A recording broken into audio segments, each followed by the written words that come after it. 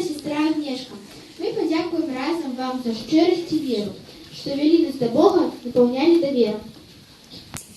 Останется на память ширость вашей усмешки, так, когда развивается нас любимый огне.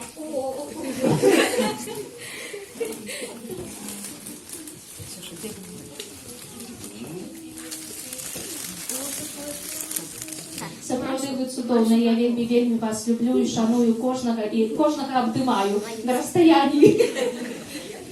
Дякую вяліка. Дзякуй за адкрытасць, вось за гэтую смешку, дзесьці заўсёды там, гэта падкрэслілася, як хтосьці там гаворыць пра сестру Агнешку, ну вось гаворыць пра усмешку, вось тут нават вершаваныя якімсьці выходы. Да нехай добры Бог благаслаўляе, каб вось гэта усмешка заўсёды была адлюстраваннем вось гэтай святасці і блізкасці з Богам, бо ён адзіная крыніца нашай радасці. Дзякуй. Мы аддымемся, а вы там уже як можете.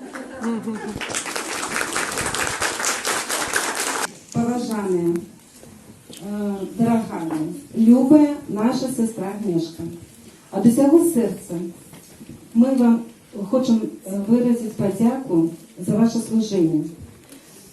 Ваше служіння можна порівняти з садовником з праці. Ви поливали наших дітей любов'ю, рихлили глебу, на якій вони зростають.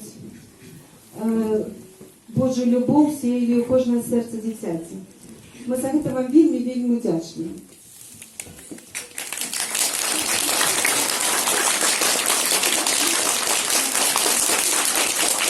Скажу шчыра, было шмат катэхезы, шмат дзяцей у іншых парафіях, але гэтая парафія моцна застанецца ў маім сэрцы, глыбока застанецца ў маім сэрцы, таму што я тут сапраўды узяла іншы досвід. Вось, і за гэта я вельмі удзячная.